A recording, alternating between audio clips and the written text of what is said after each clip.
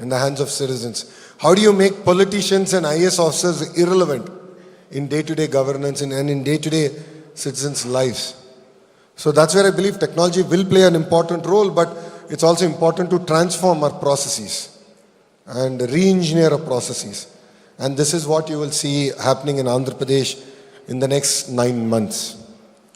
Okay, that was a great insight as well, Lokesh Garu. And then today, one of the insight that I had was you discussed a lot about investing in Vizag, particularly the area that's more interesting, especially in terms about technology investment, for both IT serve community as well as a larger audience. Do you want to highlight some of the few things that's so critical about that area that's very prone in terms about technology investments, especially in terms about Vizag? See, being a new state, Andhra Pradesh is presented with a unique opportunity. And that opportunity is to decentralize development and not center development around one city or one ecosystem. Way back in 2014, Mr. Naidu had a clear vision of which district should do what.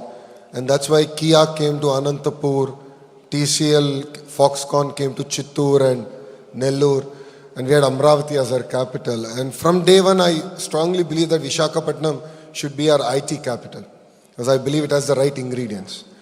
Now let's talk about what are those right ingredients. It has amazing connectivity. It has great engineering colleges, amazing talent. And I jokingly keep saying that if Bangalore were to marry Goa and have a child, that will be Visakhapatnam. It's such a beautiful city, gorgeous ecosystem. And I truly believe that for IT, not only to survive, but to thrive, Visakhapatnam has all the right ingredients. As a state, we personally believe that the data revolution is here, and Andhra Pradesh is well poised in terms of harnessing that revolution. As all of you are aware, globally close to $300 billion are getting invested in data centers. And our agenda is to actually bring about 100 billion of that to India and bring majority of that to the state of Andhra Pradesh in Visakhapatnam.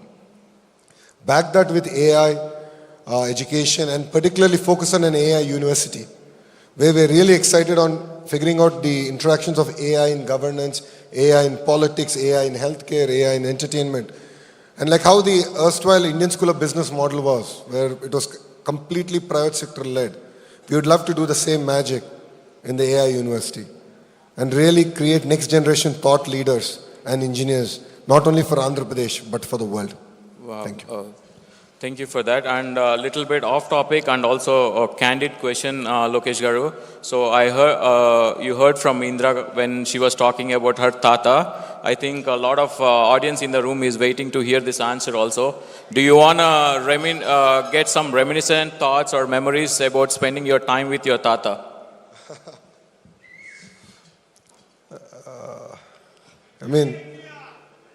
Johar NTR. Annagaru is larger than life. And from my childhood, that's all I remember about him. And all of us were very scared as grandchildren. Because, he was a tall personality there. But he had a very emotional connect with all his grandchildren. And he personally named all of us. So, I got Lokesh because of him.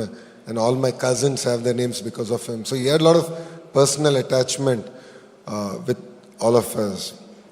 But honestly, we were just too many of us for him to spend time and nurture our aspirations and ambitions.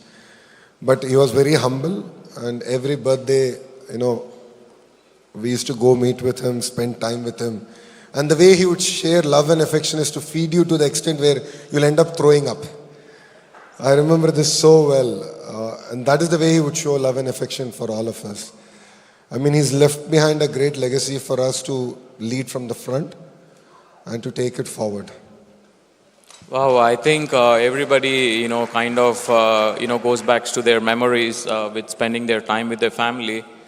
Coming to the topic about technology again, the state of AP basically is called Annapurna, which is rice bowl of India. So for that, basically is the bedrock is farming and farmers.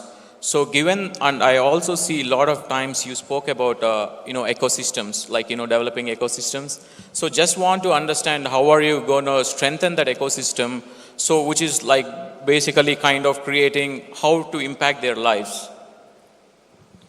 No, I mean, all of you know I did a Padayatra. In my Padayatra, I had a great chance to interact with farmers across segments. So I met palm oil farmers, paddy farmers, mango farmers, date farmers, banana farmers, mirchi farmers. What was fascinating for me is that they're working hard, they're investing money ahead of time, and they're not sure at the end are they going to make money or not. And they're doing this every crop cycle. So the way I looked at it, I said, there are two parts of this equation. One, we need to reduce the cost of production. Two, how do we grow commodities and variants of our commodities which we can take to the globe? Now, I'll give you an example. All of us know that Rayalaseema is known for mango. But predominantly we grow varietals that we want.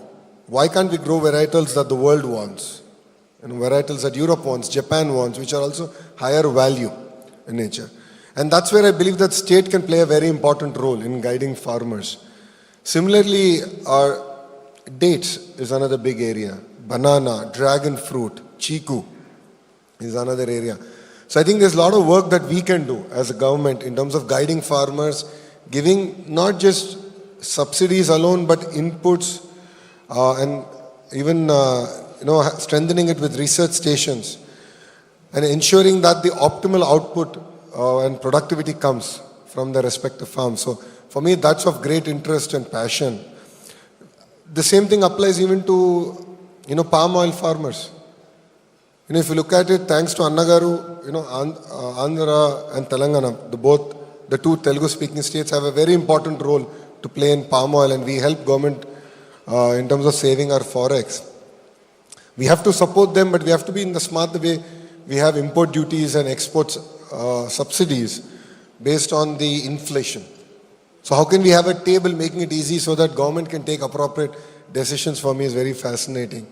So these are, I think, interventions you'll see at a policy level that will come up. And I truly believe that Rayalaseema particularly has a great opportunity to leapfrog in agriculture. It's an amazingly fertile soil, and just giving water through drip and giving extension to the appropriate horticulture crop, I think, can truly transform agriculture in that sense. And the last bit I'd like to add is technology plays an important role, more so from government's ability to map which commodity is being grown where and in what quantities, and how should government be prepared in terms of sale price hikes or slumps.